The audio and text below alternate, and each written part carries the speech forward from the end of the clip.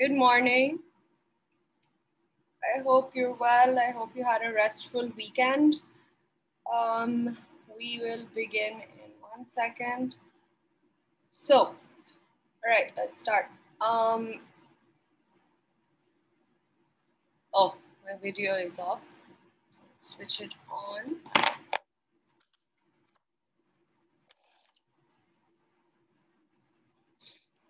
All right. See me? Okay. So today we have to finish thinking and language, which is what we were talking about in our last class. Some of you want the slides to be uploaded, so bear with me. I'll do that right now. Sorry. While I upload your slides, quick refresher on what we discussed about thinking and language. If you recall, we talked about what the purpose of thinking essentially is. And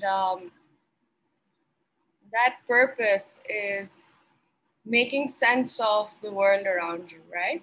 So perception is one process. Thinking is slightly different because when you're thinking, you're essentially using a lot of your problem-solving abilities. And we also talked about what those problem-solving abilities look like. So there's step-by-step or algorithmic thinking. Then there's also shortcuts that you kind of take. So where you, without consciously thinking something through, you already kind of come to a solution very quickly, which is using basically mental shortcuts, which we call heuristics. And then we finally also talked about this other sort of thinking process that we experience, which is you know, sort of like an aha moment or an insightful sort of immediate, so you just jump to that conclusion, your gut tells you it's the right answer. So a couple of different ways of approaching thinking here. And what we want to talk about today, a lot of it is going to concern heuristics or those mental shortcuts.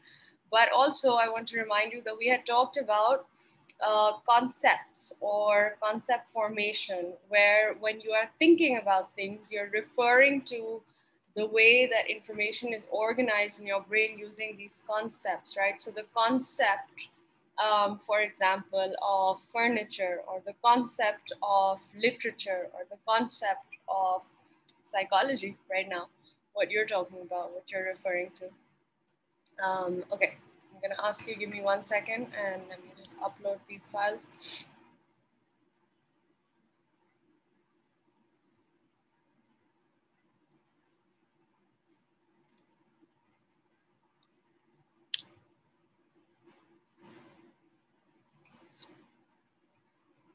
Okay, 239, yours is done. And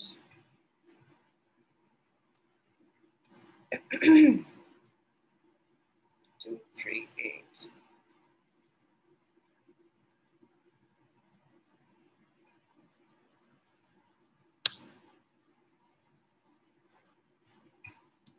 Also, I hope you're working or have started working on the paper that is due for you on April 11th, no, April 18th, sorry, coming Sunday.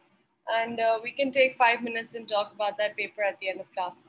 All right, so your slides have been uploaded. Go ahead and open them up if you want.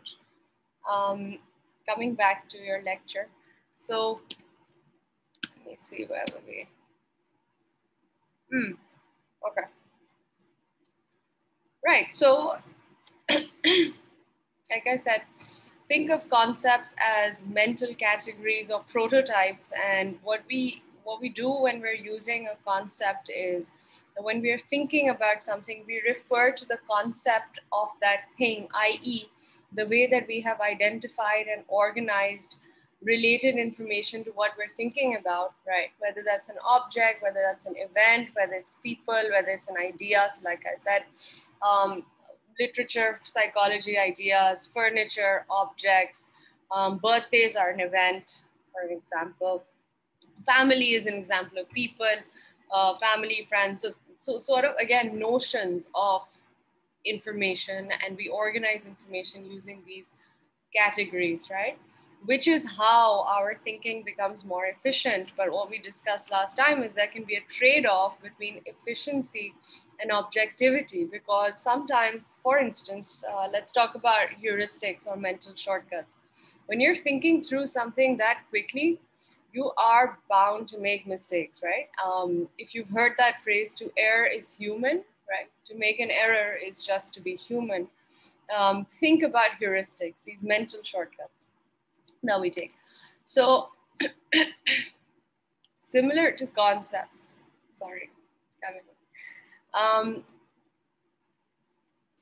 related to heuristics are also these cognitive biases that we have.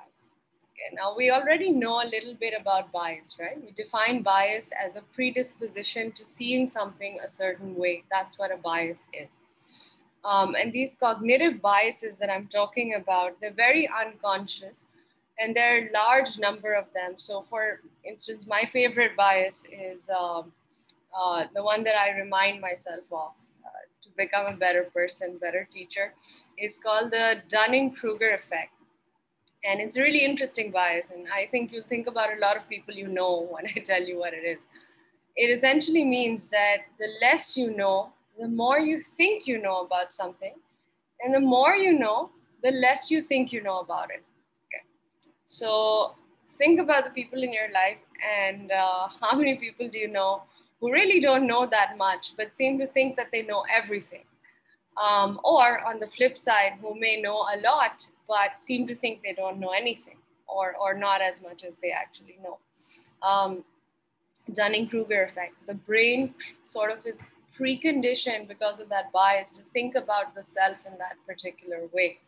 But in terms of problem solving, the two biases I want to talk to you about. The first one is confirmation bias, which you might understand quite quickly, quite easily. It is basically that you will see only what you want to see. Or if you've heard of that phrase, selective listening, you hear only what you want to hear. Well, as per confirmation bias, what you're doing is you're looking for information, and this is not conscious, right? It's like unconsciously, you're always going to look at information that matches what you already know. Okay? Confirmation bias, interestingly, when we do the social psychology component of this class in a couple of weeks, you'll also hear that, is related to this. When you're in a group setting, you're more likely to think the way that that group thinks. Okay? It's related to confirmation bias because you're looking for pieces that confirm what you already know. We are not automatically drawn to contradictory or conflicting information. So that's confirmation bias, right? The second thing is, remember I told you that similar to the perceptual set, you have a mental set or a predisposition to see or think about things a certain way. So perception is simply how you are organizing sensory data. Thinking right now, the way that we're talking about it, think about abstractions, logical thought, right? 2 + 2 is 4. Why do some people have bigger dreams than others? So, you know, your philosophical questions, your logical questions, all of that comes into your thinking process. And so your mental set is sort of that collection of information, knowledge, beliefs that makes you think about things a certain way. Right? So you could argue that, you know, the way I always tell you, I don't agree with Freud. It predisposes me to view all of psychoanalytic theory, you know, with doubt or with a grain of salt. And that is an example of a mental set. It's a very complex example, but, you know, a simpler way to do it would be, you know, those often people share on Facebook, those little diagrams where it says, okay, what the first or the second word that you see in this jumble of letters is going to be your, you know, life-changing belief. When you're looking at that that grid of letters and a couple of words stand out to you, those words that are standing out to you are simply because of your mental set that's predisposing you to look at particular words. Or a better example might be कि sometimes you have words that are, in the newspaper, they sometimes used to have a word game called Jumble, where there are letters which are completely jumbled and you have to figure out what the correct letter is. Well, the reason you're able to figure out what the correct letter is number one, you're referring back to the concept of words, but also your mental set allows you to figure out what that word is, right? That pre-existing knowledge that you have is predisposing you to look at that jumble of letters in a particular way and make sense of it in a particular way. So that's one instance. Or a mental set could be when you read the series A, B, C, D, E, I, oh, I forgot my alphabet. A, B, C, D, E, F, G, H, I, J, K, L. And let's say in the second series, it was A, B, C, E, D, E, A, B, C, E, F, whatever, okay? But you will still perceive it as the right series. And please don't tell anybody that I can't say my alphabets out loud. I have just discovered this myself too. Anyway, so that's your mental set at work. Sorry, I was saying perceptual earlier. It's your mental set at work that allows you to complete that series correctly. Even if it's incorrectly written, you sort of organize it mentally as the correct sequence. Even if you sort of recognize the incorrectness of that arrangement, you still read it as the correct one because that's what your mental set tells you to do, right? So that's something. Sorry. That's one thing to think about. Now, coming to this heuristics, right? Your internal mental shortcuts, so unconscious, so quick that you don't even think about them. The two major ones that are most at work most of the time. The first one is called the representative heuristic, and the second one is called the availability heuristic. Okay. Now, in the representative heuristic, what happens is that when you are making sense of, let's say, an event or a person, or trying to figure out, what is what, you automatically refer to pre-existing ideas or information in your mind. And because you're automatically referring to, again, what you already know to be representative of what you're seeing, you ignore outlying information, okay? So what happens through that is that you can often make errors of causation or attribution errors, right? So a popular example that I can give you of representative heuristic, representativeness heuristic is, and it's often given to explain this as well, is if you see somebody who's driving, you're driving on the road, somebody's driving next to you, and they maybe overtake you from the right, which if you drive, is bad manners and also not really good practice. And if they do that, you're going to automatically think, who is this driver? Such a bad driver. And in your mind, especially if you're a man, you'll be like, oh, it's got to be a woman. Bad driving has to be a woman.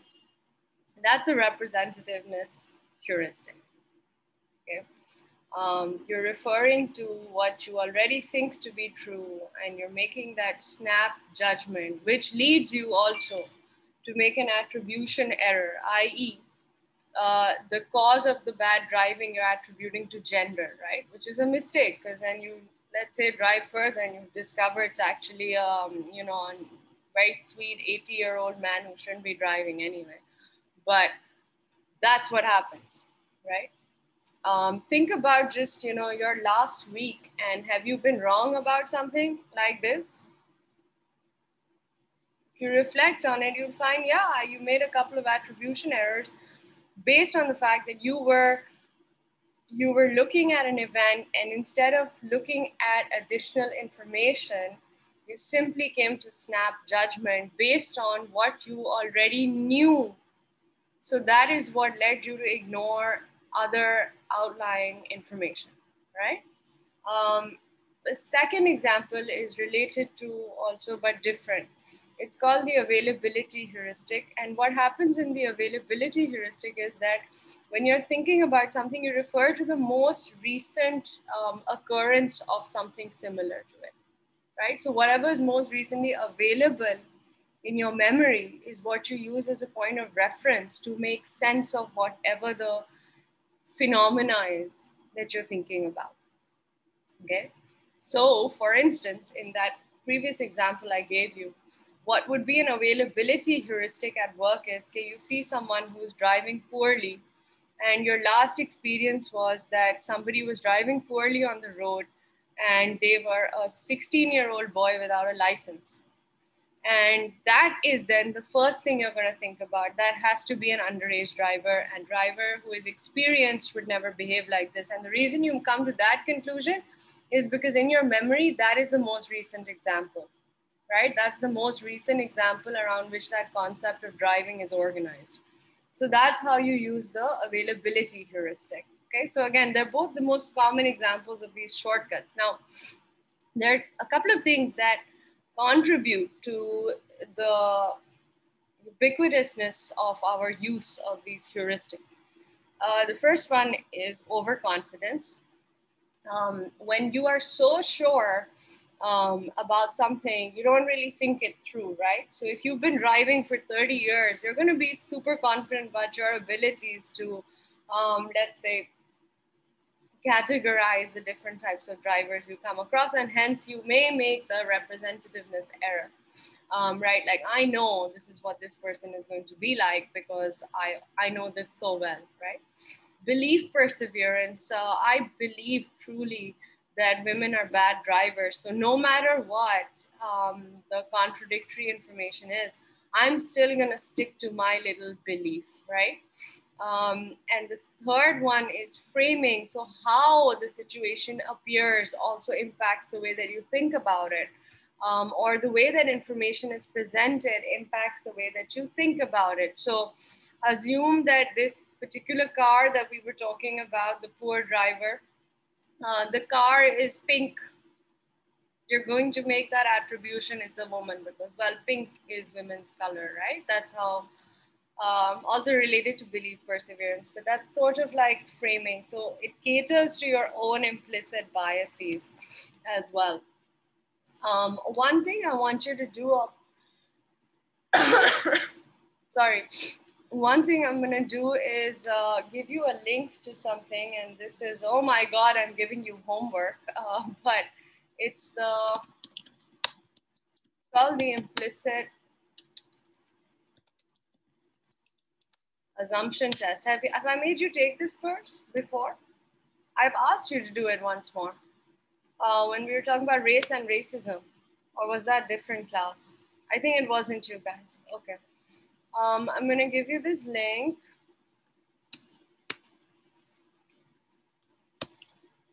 At the end of class. I just realized if I give it to you right now, you're all going to be doing the test. So I'll give it to you before class ends. Take this test. It's super interesting, and it uncovers your hidden biases, which is why it's fascinating. And you will find that there are different types of, it's called the implicit assumption test. And the purpose of the test is to bring to light the way that you don't realize, but you have these internal unconscious assumptions, i.e. biases that you make around body, skin color, gender, just to name a few. So the test is fairly accurate, actually. It's part, and your data contributes to a much larger, super large scale study of these biases as they occur in different demographics of people, because we do recognize that these implicit assumptions, these internal biases that we don't know of and we don't hence acknowledge, absolutely do exist. And it will be, trust me, a life-changing experience for you. So do take it, and I'll give you the link later. But coming back to the heuristics, the availability heuristic is basically referring back to the most recent information in your mind, right? So the assumption you make is, okay, because this is right there at the surface of your mind, it's a low-hanging fruit, you make the assumption that that is exactly what the event you're trying to make sense of is. So, small example, assume this, you're on the road, you're driving, there's a car in front of you, it goes left, it goes right, whatever, and it suddenly brakes, and you go crashing into that car. Remember, the last time this happened to you, it was an underage driver, and that is hence the last example you remember. And so in your mind, you're like, this has to be an underage driver. You're referring to the most easily available information in your memory to make sense of something, because that becomes the way that you estimate the likelihood of this event being true. So that's why you come to that snap decision that this is who this person has to be, right? So do you understand so far? Proceed. So with availability heuristic, with representativeness heuristic, a couple of things to keep in mind is, okay, remember, there's a trade-off, right, between objectivity and efficiency. Now, at the end of the day, when you are driving, I'll stick with that because I think it's easily understood. When you're driving, well, I don't drive, so correct me if I get the basics wrong, but it often happens, okay, in Karachi when you're driving, even if the light signal turns green, you still have to look left, right, forward, backward, north, southwest, east, west, whatever, before you proceed, right? And that's something you do like automatically. You are predisposed automatically, mentally, to assume that people are going to be breaking the rules of traffic, right? Belief perseverance. People do not obey the rules of traffic. So I must look all places, even though it is my right of way. I have to check and I have to go forward, right? So obviously this slows you down, but it's something that actually keeps you safe, because that belief that is persevering, right, which makes you have that snap judgment that, well, I need to be slow as I cross a green light because people break the rules. That's worth it. That trade-off is worth it because it keeps you safe, right? So you're compromising efficiency. You're not being very objective either. But it's worth it. Now, another example of objectivity versus efficiency. If you meet someone and in your mind you assume that people of this kind are not reliable, not trustworthy, usually people from this particular sort of ethnic group, okay, this happens in our country, people from this ethnic group are not super reliable, okay?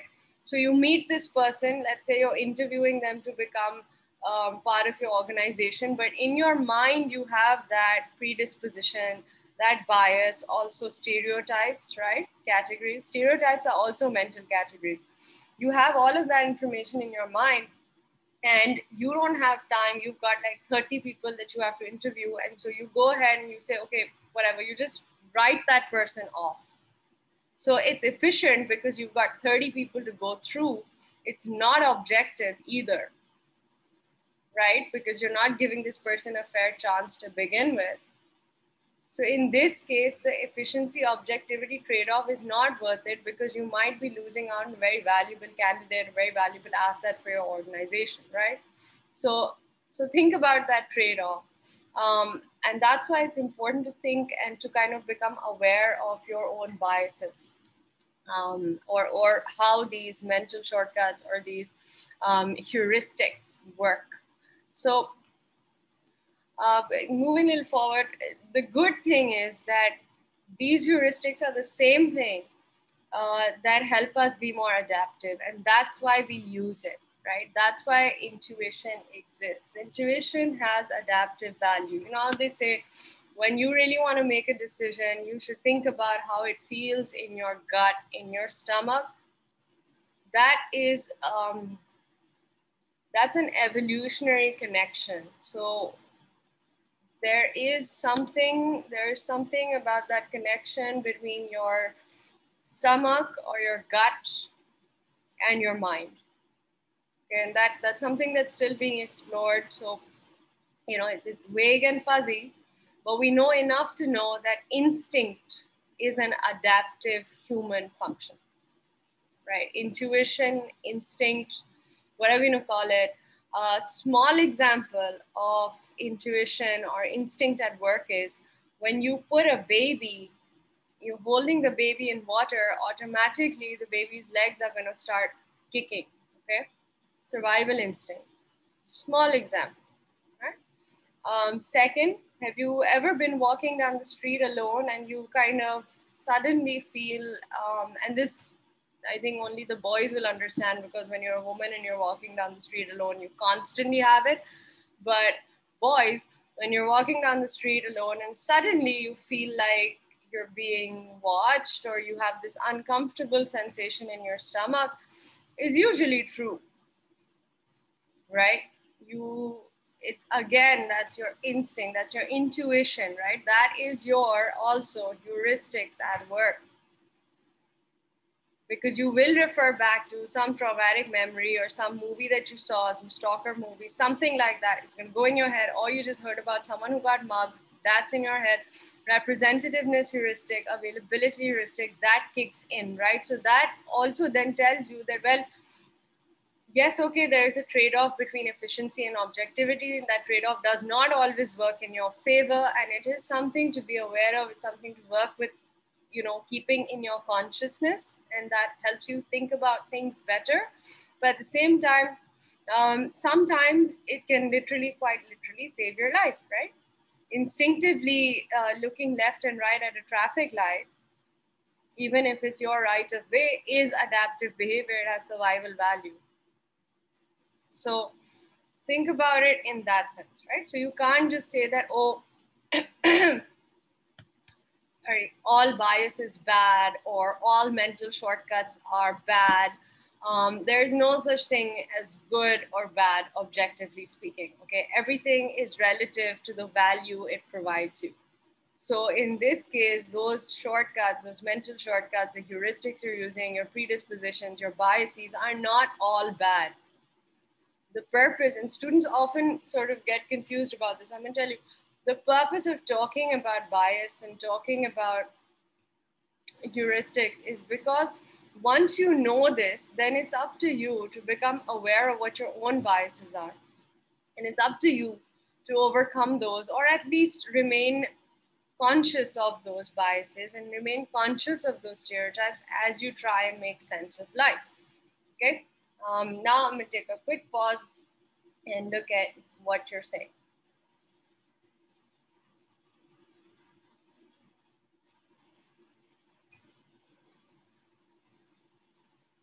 We don't think of, Sharik is saying that, I think this is about the availability heuristic, that you don't think of the memory of the occurrence, but you think of the last time you had the memory. It's literally the last memory of that occurrence that you had. So you don't think of the last time you had that memory, you just think of that memory, okay? All right, that's done. Are they accurate? No, not always accurate. That's what the trade-off is. Biases don't have to be negative, absolutely. And right, in the availability heuristic does not necessarily have to be our own experience and could be something, yes, absolutely. It is the most recently occurring most available event that is similar to whatever you're seeing around you. So it could have happened to you, it could have happened to someone else. Totally, absolutely. Right. Yes, priming. If you watch a horror movie and it's a really scary horror movie and you go to bed right after that, every single noise that your fridge, your fan, or your dog, in my case, makes is a source of absolute and abject terror and horror, because you just watched this crazy, scary movie where, there are demons under the bed or whatever.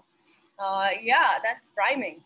You're so predisposed to, interpret things in that way. Sorry. The memory or feeling associated with the event is sometimes possible. Do not base your judgments on your last.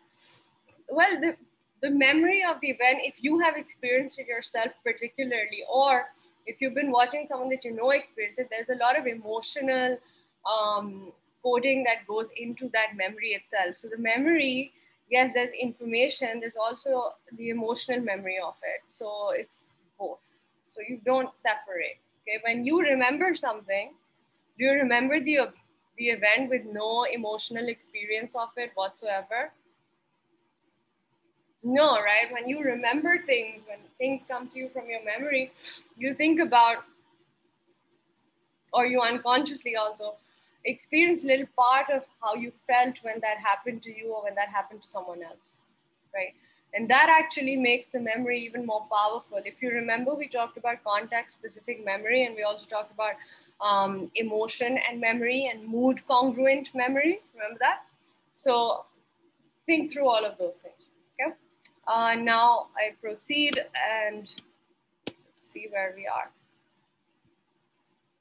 Oh, okay. I think I'm going to take a pause and talk about your papers right now, because the next thing we're going to be talking about is creativity. And that is the expectation from your papers. So there are two types of creativity. There's convergent thinking and there's divergent thinking. Convergent thinking is not very creative thinking.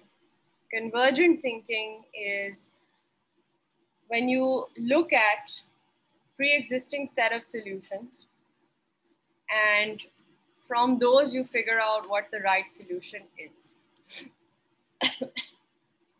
Divergent thinking is creativity at work, because when you're thinking about something divergently, you don't look at pre-existing solutions, you think about something and you come up with your own solution, right? And remember, when we use the word creativity, we imply automatically uniqueness, right? Innovation is creativity. Uniqueness is creativity. Do you think that Steve Jobs came up with the iMac by only thinking about all of the Dell monitors or the Microsoft monitors that existed? How did he come up with that really unique design? You probably don't know what an iMac is, right? Yeah, you do. Okay, sorry. Let me think of a better, give me a second.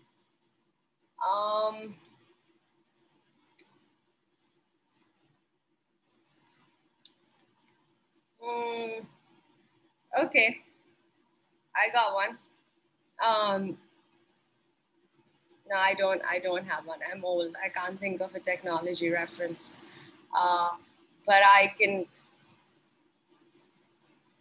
I can't even think of a movie reference. I'm such a boring teacher. I literally cannot think of the last time I saw something that was truly innovative and not derived from a pre-existing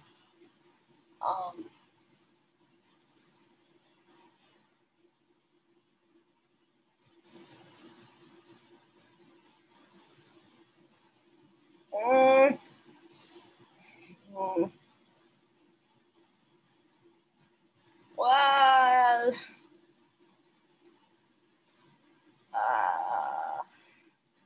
no. No, there's something, it's here, but I guess the availability heuristic is not working for me. Shakespeare, Toaster, Harry Potter.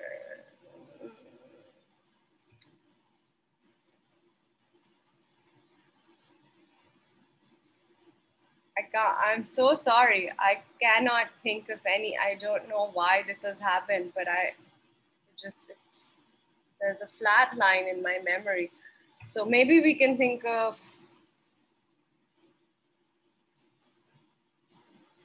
okay. Have you seen this painting by, I'm boring, so I'll give you a boring example. Have you seen this painting by Van Gogh called Starry Night? It's popular all over the world. Do you want to see it? If you haven't seen it, I can show it to you. Or just quickly Google it. It's called Starry Night by Van Gogh. That painting is so creative. It is a truly divergent way of looking at the night sky, right? Because actually, when you look at the stars, and I hope you're looking at the painting right now on your screen, otherwise it won't make sense. When you or me looks at the sky, we don't see stars in these wonderful concentric circles that kind of take over the entire night landscape, right? We don't think about that sky looking like what Van Gogh depicts it to be. So he takes this truly out of the box, very divergent way of looking at the sky, and he puts it out there on canvas. Okay. If you ever have the opportunity to see this painting in real life, I can promise you that you will not want to leave. Okay. You might be asked to leave, which is what happened to me, but you will not want to leave. It is one of the most beautiful things that I have had the pleasure of seeing. And again, it is the product of truly divergent thought, right? And that is creativity.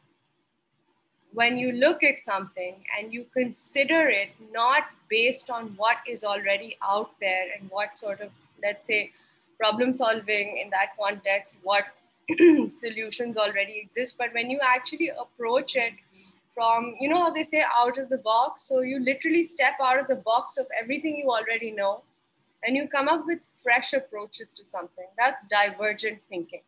You look at something, you think about something in new and different ways that are separate from, let's say, the conventional or the already existing ways of looking. So it's like when you have a mathematics problem and you already know algorithmically that these are the steps to follow to solve the problem. But instead of doing that, you decide that you will figure out a couple of different ways of approaching that same math problem. And that is, again, a divergent thought, a divergent mode of thinking. Okay, so that's a little bit about creativity, but there's more to it. A lot of times people who are really intelligent are referred to as also being really creative. Obviously, there is a relationship there because intelligence does refer to, very broadly speaking, human general intelligence, which we call G.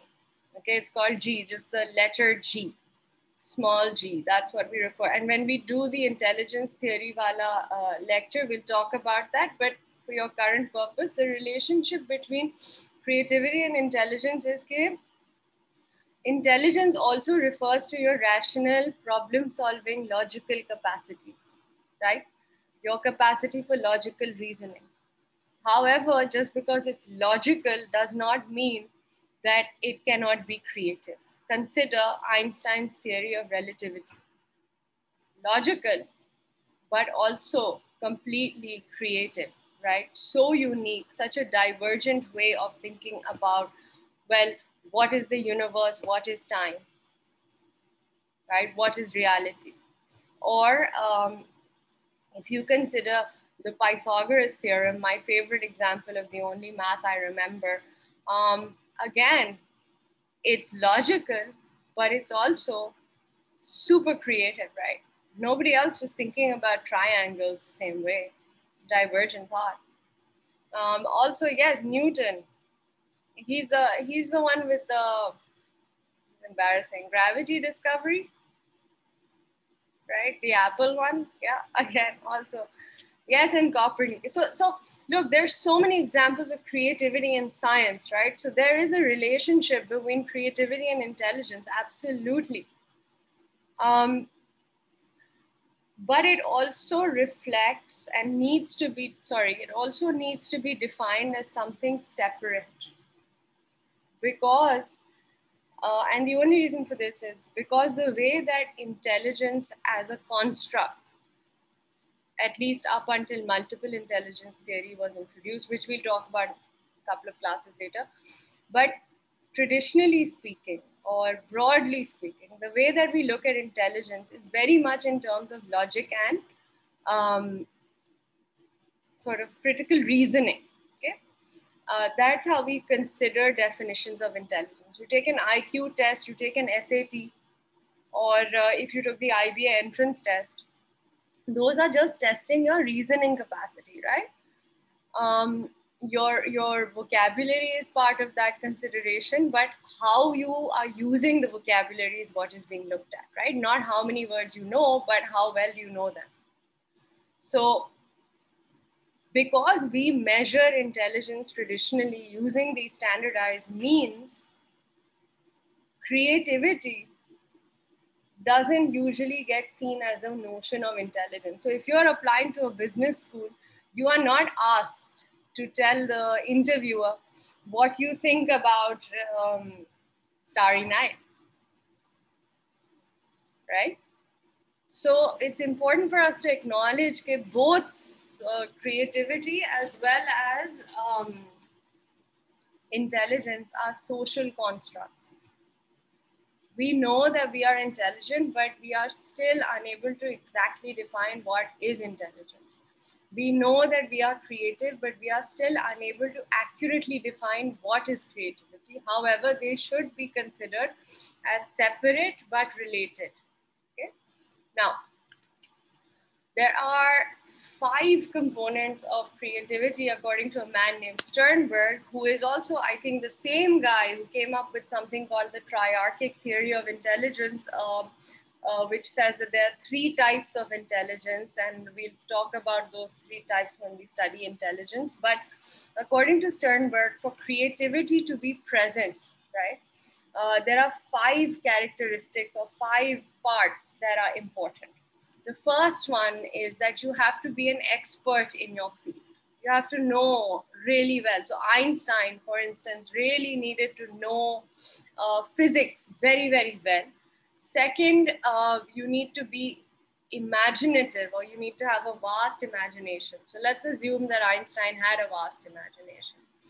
Third, you should have a personality that is adventurous. You want to explore, right? Which we in the big 5 theory of personality would call openness to new experiences. And of course, motivation is important, because if you are not motivated to think outside the box, right? And again, that motivation has to be internal, because creativity is hard work. You have to do thousands of iterations until you come up with the right one, right? Van Gogh didn't just wake up one day and paint Starry Night. It's a process, right? Creativity is a process. You refine it, you work on it, think. Using your imagination, you think. So, and the last component is that for you to be creative, you should be in a creative environment, right? So, consider how art schools look so different. And by look, I mean literally look so different from business schools. So just think about the infrastructure difference between IBA and have you been to Indus Valley? So if you just consider the different structure, infrastructure, building, architecture, difference between the IBA campus and the Indus Valley campus, or any art school and any business school. So the art school is typically going to be, you know, a lot more, it's going to have a lot more stuff around, right? Like a lot more creative spaces. You'll have good art schools have typically also just the commons or creative commons of some kind where you can just go and paint and do your thing. You'll have people playing music. You'll have people chalking the sidewalk. You'll have people just singing. That is the environment that you refer to as a more creative environment, right? I come to teach you guys, right? I never ever have seen anyone doing any of these things at IBA. And the structure is also a lot more clinical in that sense, right? It's very logical, it's very clean, it's very minimalist, it's very capitalist. So consider that that's a difference, right? And again, it also reflects what I said to you earlier about the consideration of creativity and the consideration of intelligence as two different constructs, right? And think about when in your own school experience, students who are really good at art, but let's say weren't doing very well in you know, traditionally logical subjects like math or physics or whatever. Unfortunately, they are always put in this category of not being smart, right? Of being non-serious or daydreaming. And this is a problem. This is a problem that's larger than our society. It happens all over the world. But it comes down to, again, that separation between creativity and intelligence and not regarding that connection that actually exists between those two constructs, right? So just something for you to keep in mind. And now, if you consider these 5 components of creativity, do you think that Einstein was like an adventurous person? Do you think that he did his work in a creative environment? The answer is not really to both, right? But he still came up with this literally like science-changing theory, right? So you have to think about these 5 components with a grain of salt, because the outliers in creativity do not actually always have these 5 components, right?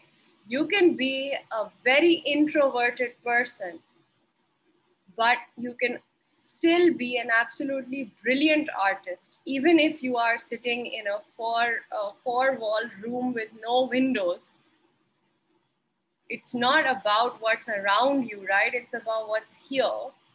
So imagination, yes, one can think about it as being extremely important, because you see, imagination is what will transport you out of whatever surroundings you are in, even if they are not, let's say, conducive to your creativity. See?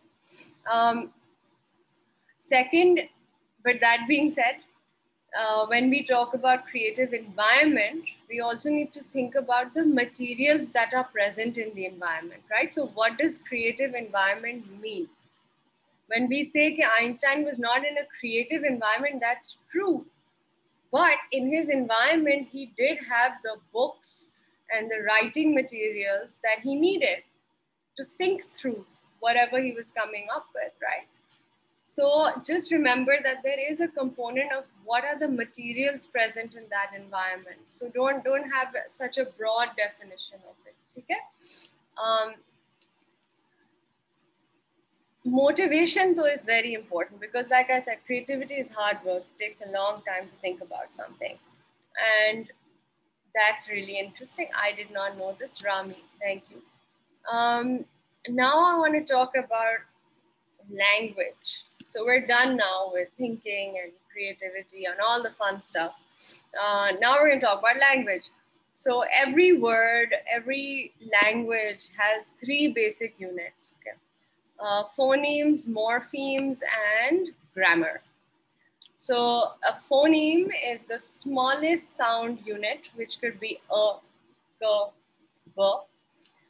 A morpheme is a word or a part of a word. Okay, so a morpheme is, well is a morpheme. It's a small, tiny word that has a sound, but it has a meaning. So a morpheme is a sound, a phoneme is a sound that has meaning. No, a morpheme is a sound that has meaning. A phoneme is just the smallest unit of sound. So a syllable, for instance, is a phoneme, right? And a morpheme is also a prefix. So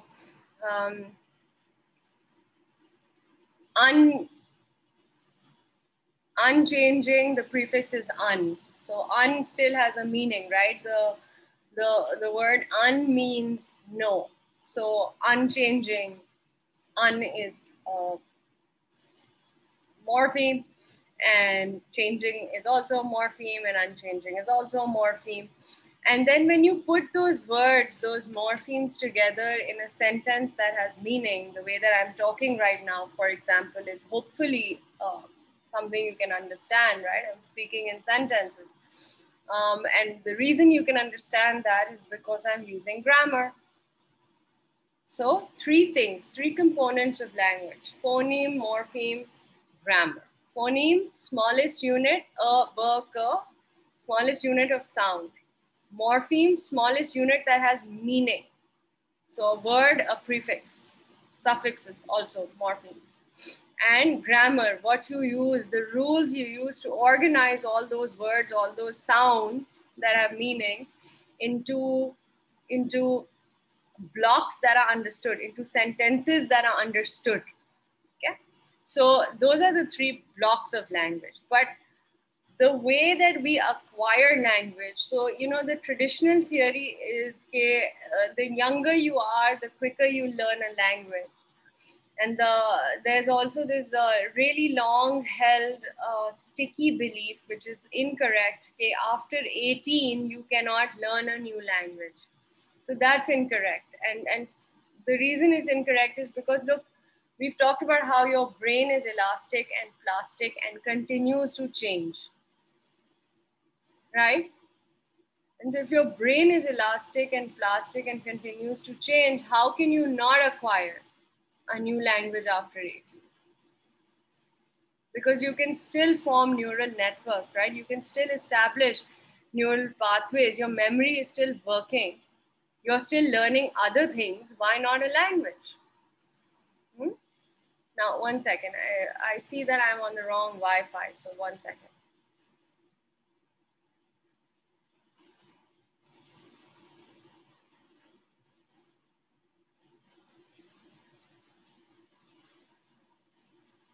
Okay, I'm back on the right Wi-Fi. All right. So what I was saying is that there's always been this long-held notion that language can only be acquired when you're young. And related to that idea is another idea, okay, the first 3 to 4 years of your life are essential for you to be able to learn a language. And in line with that, we also think about your native language, your native tongue. If you remember when we were learning prenatal development, I told you about how babies are able to recognize the mother's native language. Remember that? So even right after they're born, they will always pay attention to their mother's voice speaking in their native language. And a little bit after 2-3 months of age, infants can recognize the native language being spoken anywhere, assuming that they're paying attention to that means that they've understood it, or they are able to identify it rather, sorry. So obviously, there is some underlying hardwiring that enables us to recognize these morphemes, right, by the rules of grammar. So it's the same sort of little capacity that enables a child to say his first word. How does a child, a baby, a 1.5-year-old or a 2-year-old, say the word mama, or say the word baba, or say the word pani or milk or whatever with meaning, right? With understanding of its meaning. So there is some hard wiring present, which we know to be two areas of the brain, Wernicke's area and Broca's area. One of which is responsible for the storage of the words, and one of which is responsible for the meaning of the words. So they have to work together. Okay. If the connection between the two is distorted or disrupted, then you have the inability to correctly label objects, for example. So you see this and you know it's a ruler, but you're going to say it's a book. Okay. You know it's a scale, but you will describe it as a book. The connection between the words and their meanings becomes severed. So Noam Chomsky says that we are born with a universal grammar that's hardwired into us. He says that presence of universal grammar is what enables us to learn any language. Now, like I said, there is something there, right? We have some capacity to acquire language. So Chomsky's idea makes sense. The problem with Chomsky's idea of all of us being born with this universal grammar is that there are far too many languages in the world for us to ever be able to establish this to be true. Because when we say that there's a universal grammar, what we are saying is that the basic grammatical rules of every single language that exists, whether it is sign language or spoken language, the grammatical rules are the same. We cannot know that, right? We cannot know that. So that's the first issue with Chomsky's theory. The second problem with Chomsky's language acquisition theory, that we're born with everything we need already, is that the rules of language are socially defined to a large extent, right? So the way that we speak English right now is not the way that English was spoken like perhaps even 20 years ago, right? So, you know how when I'm speaking to you, I often, and you also will sometimes say and I try my best to get rid of the unnecessary use of the word like. But if you consider the way that Americans talk, it's like, but like, then like, this like affects me, like I don't like understand it, like what is that? It's pathetic. It's poor grammar, poor everything. But for God knows what reason, it is an acceptable way to speak the English language, right? So what does Chomsky say about this aspect of the extent to which society and culture influences language, right? There are words that are acceptable today, that exist today, that didn't exist 15 years ago. There was no word called a meme, okay? The only meme that we knew was the Urdu letter meme. So again, words are acceptable that exist. So how can we be so sure that we're all born with this universal grammar? Because now there's a second theory about how we understand language or how language develops, which is an information processing perspective. And it's again very much in that same vein of all information processing. Okay, the brain is a computer. You put input in and then there's a certain output once that input is processed. Okay? So according to information processing perspective, we learn language because we are taught language. And the way that we process it, the reason we can learn language is because of the Broca's area and the Wernicke's area. So we are made in order to process it, but if we never get the input, we never learn a language. Chomsky is saying that even if you don't get the input, you will always have the capacity to learn language. So automatically you will learn it. And 0 to 3 is again the most important critical time to learn a language. Uske baad aap nahi seekh sakte. The way that language develops is that you move from receptive to productive language. So receptive implies that you passively sirf receive kar rahe ho information ko. Productive implies that you have control over what information you're putting out there. So receptive language means when you are simply making sounds in order to understand the words that are being spoken around you, right? When babies try and make sounds when you're talking to them, they're making those sounds when you're talking to them because they're trying to understand कि आप क्या कह रहे हैं. And then they start using one word like mama or baba, and then they start to use two words like you know, food hot or hot water, whatever. I don't know. So you go to those two words, and then by the time children are about 3 years old, they start speaking in sentences. Those sentences are basic. They do not exactly have the correct grammar. They usually skip on a lot of prepositions, etc. But they are sentences because they have a meaning. They are a series of words strung together with an intention, with a meaning which is understood by you, even if it's a completely ghalat sentence, right? You still understand what the child wants. But it will always be a very basic sentence. So the child will say, I want water, will not say, I want a glass of water. But by the time the child is 4 or 5 years old, the length of the sentences, the grammatical complexity of the sentences increases. So you are then also acquiring at the same time new words. So your vocabulary is also increasing. So Broca's area and Wernicke's area are growing. Okay. And when you finally start studying for your SAT, your both areas become much larger. All right, I'm going to stop before we proceed because it's 9:41. I promised to give you 4 minutes, well, 5 minutes to talk about the paper you have to submit. Do you have any questions about that paper?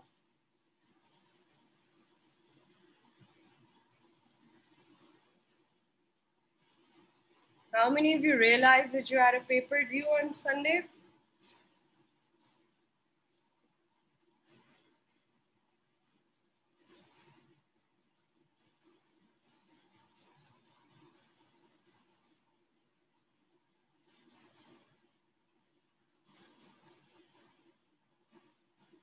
Waiting. Do we have to choose a theory or a whole topic? What does that mean? So do we have to choose a theory like Jean-Pierre, like the developmental theory, or like a whole chapter? Chapter? Wait, how do I explain it? I don't remember any theories. Wait. So like if we're talking about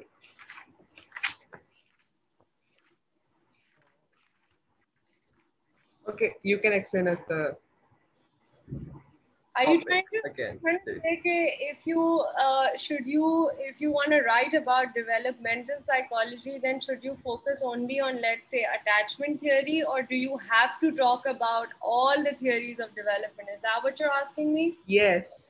Yes. Okay. you should be able to write about something specific, because if you try to write a reflection paper on everything in developmental psychology, you don't have enough space to do that. Okay, so choose one thing and think about it in depth. So if you want to write about and you know, students always choose to write about Piaget and Vygotsky, and I'm so tired of grading those papers, man. Like, please write about something that is a little less easy, yes, but also better for me to read. Challenge yourself. Maybe you want to write about the theory of creativity we just talked about. You might want to write about intelligence theory. You might want to write about personality theory.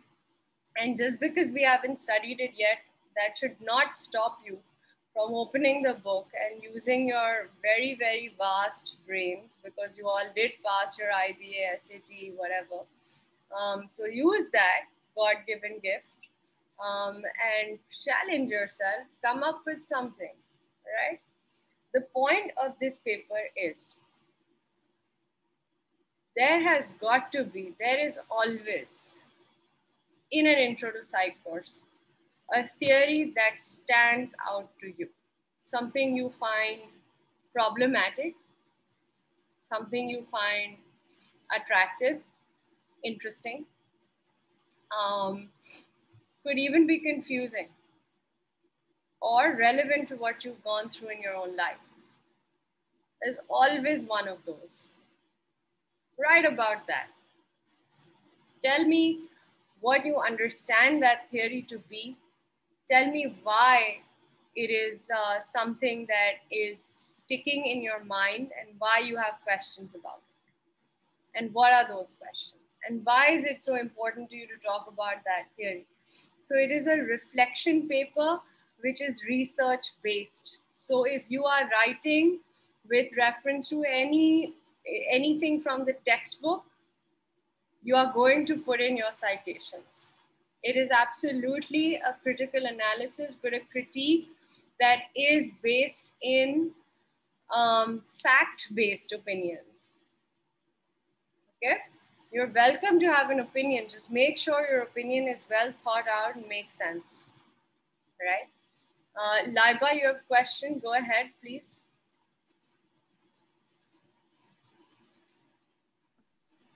Hello, Miss. Can you hear me? Yes.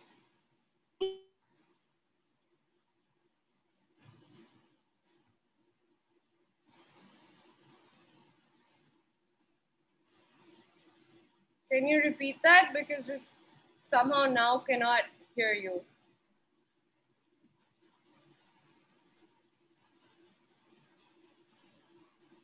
Laiba, I can't hear. Can anybody else hear her? So you can tell me, maybe it's my internet. So,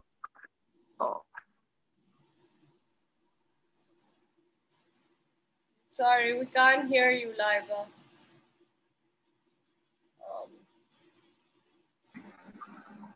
Yes, hello, are you there? I can hear you.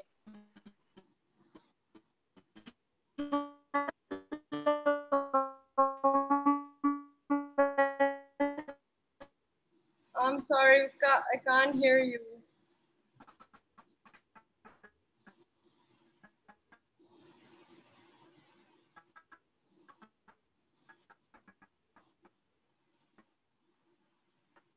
Laiba, maybe you need to disconnect and reconnect. I'm just going to quickly answer a couple of questions on the chat.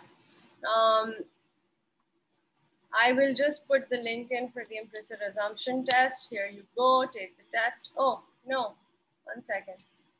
Sorry, hang on. All right, you have the link. Acha. Questions. Do we have to use... Can we write on a theory we haven't studied in class? Yes, you can. Just make sure you do it well. Do we have to use a particular theory along with the person behind that theory? If I'm trying to write a moral development theory given by Kohlberg, yeah, absolutely. That's fine. Just make sure the paper is about the theory and that you can account for the theorist, but the paper shouldn't be about the theorist, all right? The context of the person who came up with the theory is always important to understanding the theory, but the paper is not about the person, it's about the theory. Do we have to do a critical analysis? I answered that.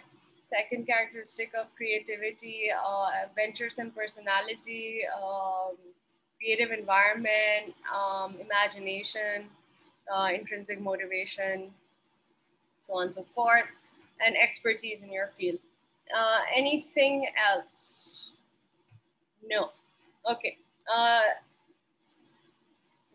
Okay, you guys, you should probably have another class. Feel free to exit the meeting. I will see you online on Wednesday. By the way, Wednesday is your first Rosa, so you have class at 8 in the morning online.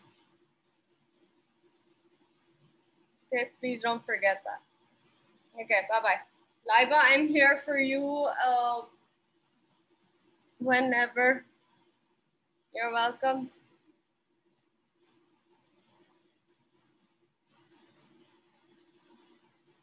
Bye.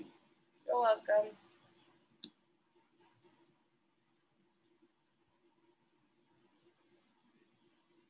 Bye-bye.